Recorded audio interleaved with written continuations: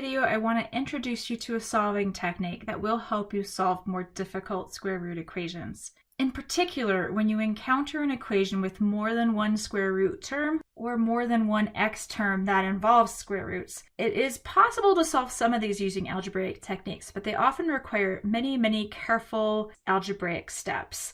And if you encounter one of these equations, it's just easiest to use technology to graph both sides of the equation and then find the intersection points to get the solutions. For example, we're going to find the solution to the equation square root of 5x minus 6, that's all under the square root, equals 2 plus the square root of 3 minus x. And the 3 minus x is under the square root. So note we do have two square roots in this problem, the square root of 5x minus 6 and the square root of 3 minus x. And that's what's going to make this difficult to solve algebraically. Not impossible in this case, but not very easy. Maybe a page of algebra. Using technology, we're simply going to graph y equals the square root of 5x minus 6. That's the left side of the equation. It has an x-intercept. Looks like it's a little over 1 for the x-intercept, and it's increasing. Looks like it might go through 2, 2, and maybe around 4.5, 4. So that gives you a sense of the curve. The other equation we're going to graph is what we get from the right side of the equation we want to solve. So that's y equals 2 plus the square root of 3 minus x. That's a decreasing curve coming into its endpoint. Looks like its endpoint is about 3, 2, and it looks like it has a y-intercept of about 0, 3.5-ish. Now when we look at this in Desmos, we can see that the two graphs have an intersection point, and they're not likely to have any more than one intersection point because both graphs have a very regular square root behavior moving to the left and right. If we touch that intersection point, we get 2.592, 2.638. And what we're really interested in is that 2.592. We can double check this answer just to make sure that nothing has gone wrong, and that's maybe a good idea since this is our first one. We take that x equals 2.592 and we plug it back into the original equation. That would be the square root of, instead of 5x minus 6, we'll have 5 times 2.592 minus 6. And on the right side, we'll have 2 plus the square root of, instead of 3 minus x, 3 minus 2.592. Okay, let's do a little simplification. So if I do 5 times 2.592 minus 6, then on the left, I now have the square root of 6.96.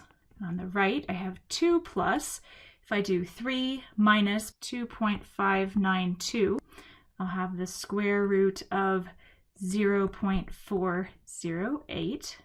I now have the square root of 6.96 equals 2 plus the square root of 0.408.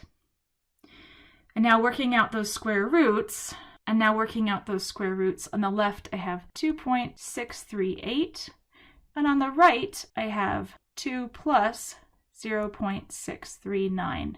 Finally, I have 2.638 equals 2.639, and that is about as close as you're going to get when you've done rounding in a problem, and we've done that when we found that intersection point by touching the graph and it rounded the answer for us. That should be good enough to give us a verification that x equals 2.592 is a good answer. Now I'd like you to try doing one of these. So I've given you an equation with multiple square roots and multiple x values. You're going to solve 1.3x minus the square root of x equals the square root of x minus 0.1, that's all under the square root, and then off to the side, minus 0.5. Pause the video, give it a try, come back when you're finished. Hopefully it won't take too long. All right, we're back, and we're solving 1.3x minus the square root of x equals the square root of x minus 0.1, and then out of the square root, minus 0.5. Because we have two square roots in this problem and multiple x values, we're going to go ahead and solve this one using technology. So we're going to graph the left side of the equation, y equals 1.3x minus the square root of x, and we're going to graph the right side of this equation as y equals the square root of x minus 0.1, and then outside the square root minus 0.5. Let's go over to Desmos and see what that looks like. All right, I'm looking at both of these curves in Desmos, but let me just look at them one at a time and describe them. The first one is y equals 1.3x minus the square root of x It looks a little bit like a Nike swoosh logo. It starts at the value 0, 0, that's the endpoint. It swishes down to a minimum of 0.148, comma, negative 0.192. It comes back up to the x-axis at 0.592, comma, 0. The second graph has an endpoint at 0.1, comma, negative 0.5. It increases to pass through the x-intercept of 0.35, comma, 0, and then continues to increase after that. It's a nice, regular-looking square root function. When we graph both of the functions together, we can actually see that there are two intersection points here because the curvy parts of the graphs cross twice. The first intersection point is at 0.198, comma, negative 0.188.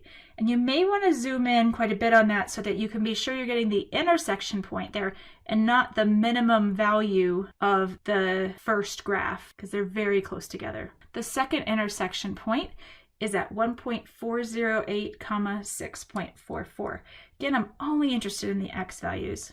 Over on my other page, I'm going to write down the work I've done. I've found the intersection points of 0.198, comma, negative 0.188 and 1.408, comma, 0.644. All I'm really concerned with are those x values. Those are the values that solve my original equation. And so my solution is that the x values are 0.198 and 1.408. Let's just recap. When we only have one square root in an equation, we isolate that, square both sides, and get a solution. But when we have more than one square root, the algebra really is quite difficult. And most of us are likely to make a mistake somewhere going through so many steps to solve an equation. So in these cases, I suggest you rely on technology to help you. Graph the left side of the equation and the right side of the equation. That way you can take a look at the curves and have some sense of how many times the curves might cross. The intersection points of the curves tell you the x values of the original equation you're trying to solve. If you're a little nervous about your work, you can certainly still check your answers by plugging them into the original equation.